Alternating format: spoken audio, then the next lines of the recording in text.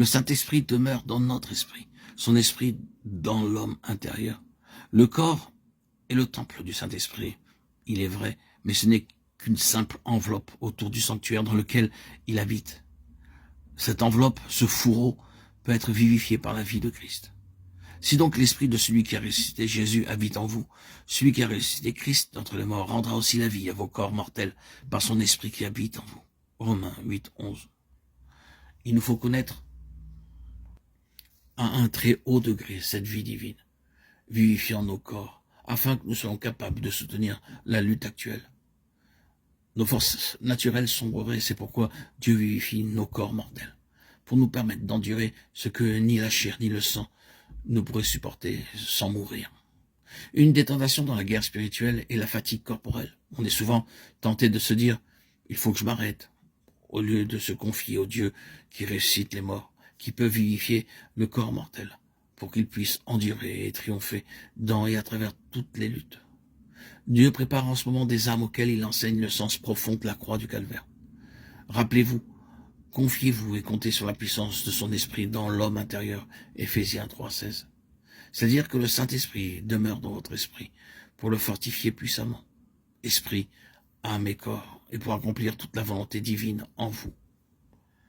Dans Éphésiens 6, Paul nous exhorte à être forts dans le Seigneur et par sa force toute puissante. Oh, comme nous avons besoin de force, car souvent nous ne pouvons presque plus résister. Il faut que nous soyons forts. Comment arriverons-nous à être fortifiés en esprit? Paul nous le dit, puissamment fortifiés par le Saint-Esprit dans l'homme intérieur. Éphésiens 3,16. C'est le Saint-Esprit, l'Esprit qui ressuscite à Jésus d'entre les morts, ce même Esprit Saint qui est dans notre esprit, pour nous fortifier puissamment dans l'homme intérieur qui vivifiera aussi nos corps mortels par son Esprit demeurant en nous. Remarquez encore comment Paul parle de l'Esprit comme d'une partie distincte de l'âme et du corps. Dieu que je sers en mon esprit, Romains 1,9. Afin que nous servions Dieu dans un esprit nouveau et non point selon la lettre qui a vieilli, Romains 7,6. Il écrit encore aux Corinthiens qui étaient absents de corps mais présents d'esprit, 1 Corinthiens 5,3. Vous et mon esprit étant assemblés avec la puissance de notre Seigneur Jésus-Christ, 1 Corinthiens 5,4. Ceci nous décrit l'esprit de communion intime avec Dieu et avec les enfants de Dieu dans l'esprit, combattre avec un même esprit, Philippiens 1,27.